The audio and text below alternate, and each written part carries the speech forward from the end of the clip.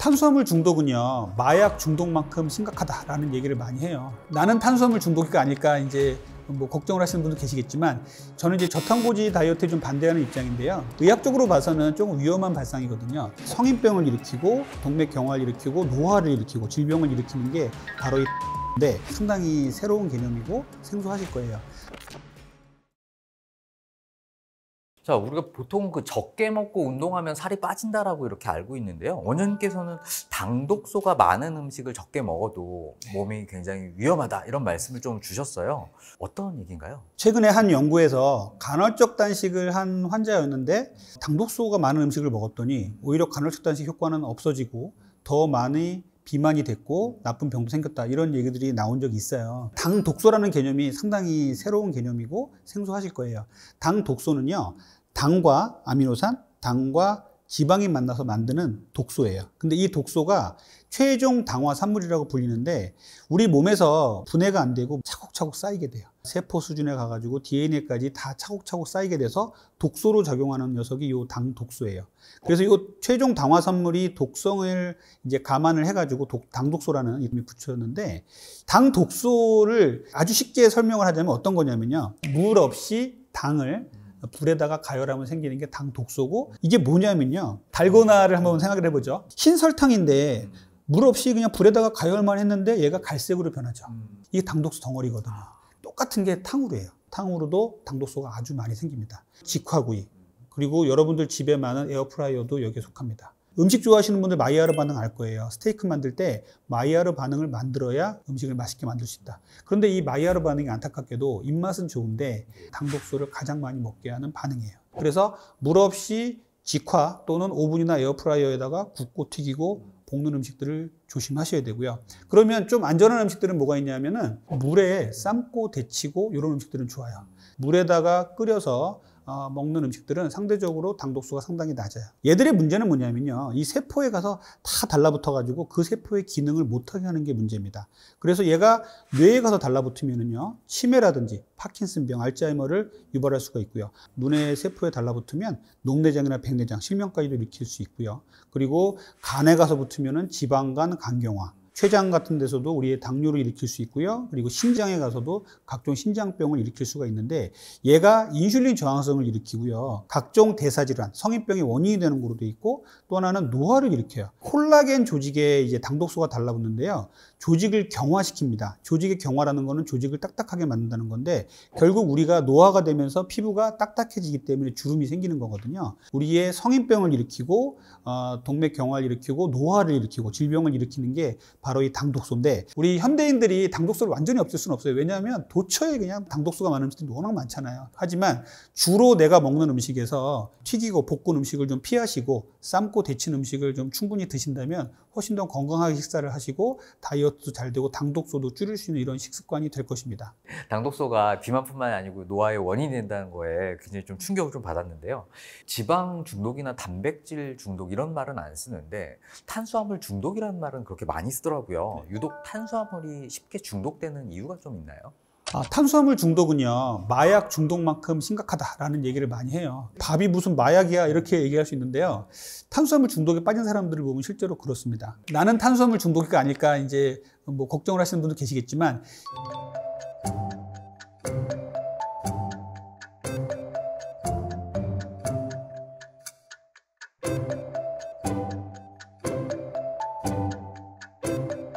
일반적인 우리 현대인들은 탄수화물 중독에 이미 일정 정도 다 빠져 있어요. 그래서 탄수화물 중독이 심한 사람의 뇌를요, 마약 중독, 코카인 중독 환자하고 뇌 촬영을 해서 비교한 게 있어요. 그랬더니 같은 부위에서 활성화가 된다는 것을 발견했어요.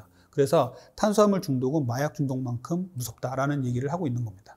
이런 탄수화물을 끊고 싶어도 탄수화물 안 먹으면 기운이 안 난다, 혹은 짜증이 난다, 이런 분들 좀 계시는 것 같아요. 중독은 몇 가지 특징을 갖고 있어요. 중독이라는 것은요, 어떤 자극을 줬을 때 그 자극보다 더 큰 자극이 계속 들어와야 됩니다. 그래서 마약 중독자가 무서운 게요, 계속적으로 용량을 높여가죠. 그리고 알코올 중독도 처음에 한두 병으로 시작한 사람들이 3-4병 막 올라간단 말이에요.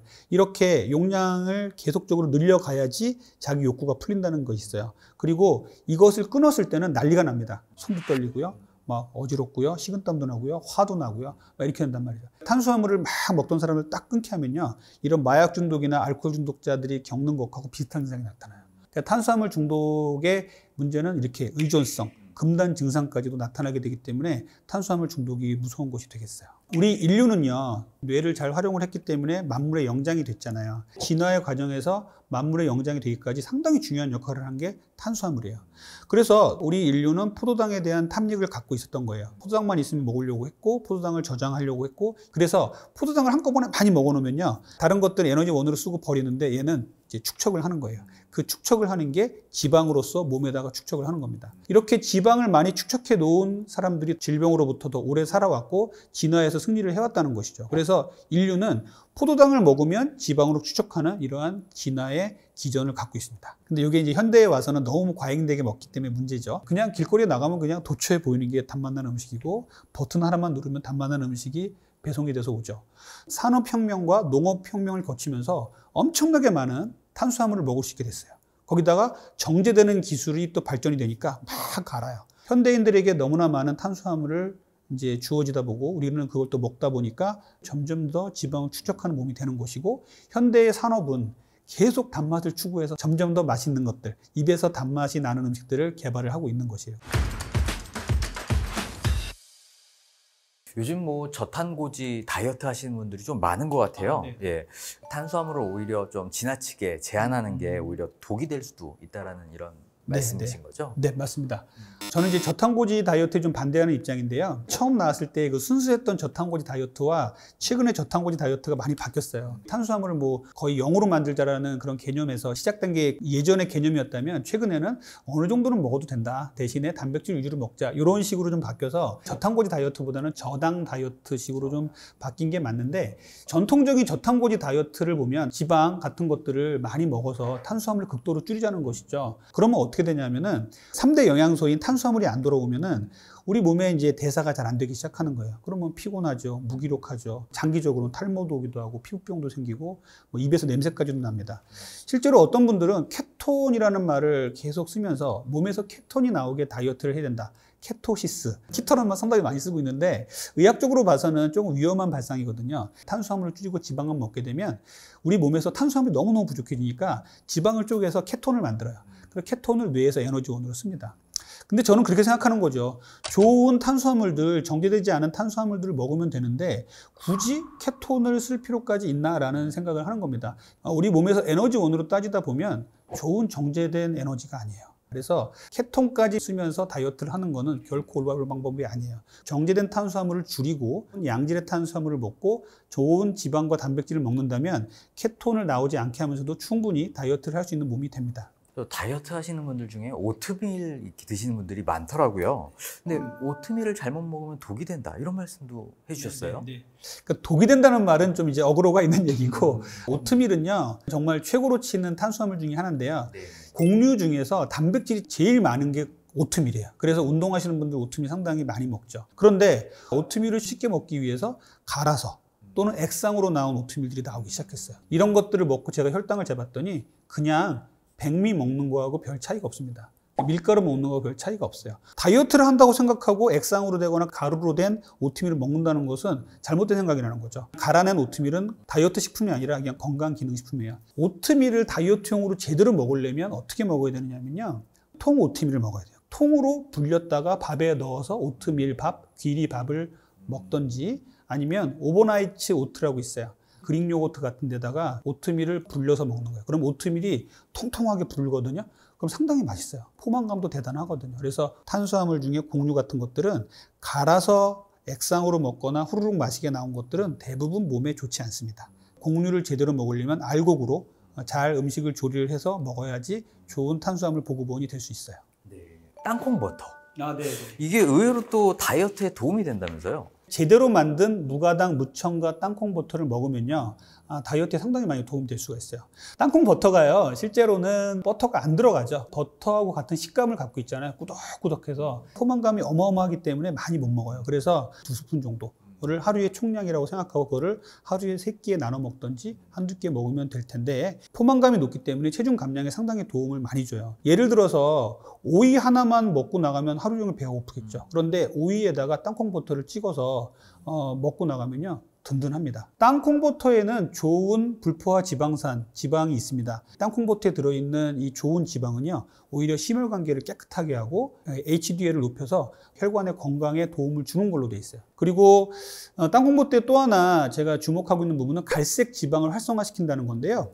우리 지방은 크게 두 가지가 있어요. 백색 지방은 우리가 흔히 알고 있는 나쁜 지방인데요. 갈색 지방은 아기 때 생겼다가 이제 청소년기 성인을 거치면서 점점점 퇴화되는 지방이에요.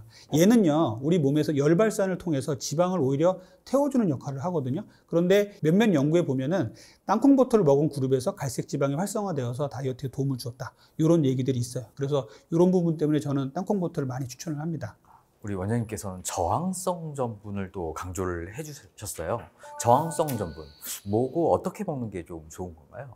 저항성 전분이라는 말도 좀 생소한 분들이 계실 텐데 저항성 전분이라는 건요 녹말의 한 종류인데 식이섬유가 90% 이상이 되는 전분을 얘기를 해요. 예를 들자면 초록색 바나나에는 저항성 전분이 많습니다. 저항성 전분은 그러니까 위에서 소장에서 흡수가 잘 안 되고요. 대장에 내려가서 좋은 우리의 유익균의 먹이가 됩니다. 그래서 섬유질, 야채나 이런 것들하고 비슷한 효과를 가지게 돼요. 이 저항성 전분이 탄수화물을 너무 좋아하시는 분들한테는 하나의 대안이 될 수가 있는 거죠. 그래서 찬밥 다이어트라고 제가 이제 말씀드리는데 밥을 지어서 한 김 식혀서 냉장실에 12시간 정도 두었다가 다음날 아침에 꺼내서 다시 렌지에 돌려서 먹어도 저항성 전분은 없어지지 않아요. 감자를 먹더라도 한 김 식혀서 냉장실에 넣었다가 차게 해서 먹고 그래서 이렇게 해서 저항성 전분을 먹는다면 탄수화물을 먹으면서도 혈당을 많이 올리지 않고 우리 몸에는 좋은 역할을 하게 되는 이런 탄수화물을 먹을 수 있는 방법이 됩니다. 제가 좀 걱정스러운 게 두 가지가 있는데 하나는 젊은 여성들이나 중년 이후 여성들의 마른 비만이고요. 두 번째는 30, 40대 남성의 비만율이에요. 제일 중요한 건요. 우리 몸을 비만이 되지 않게 하는 겁니다. 과일이 절대 안전한 게 아니에요. 모든 과일을 먹을 때의 주의사항을 말씀드릴게요. 과일은요. 갈거나 착즙내서 드시면 안 돼요. 비만의 원인이 되고 지방간을 만드는 원인입니다.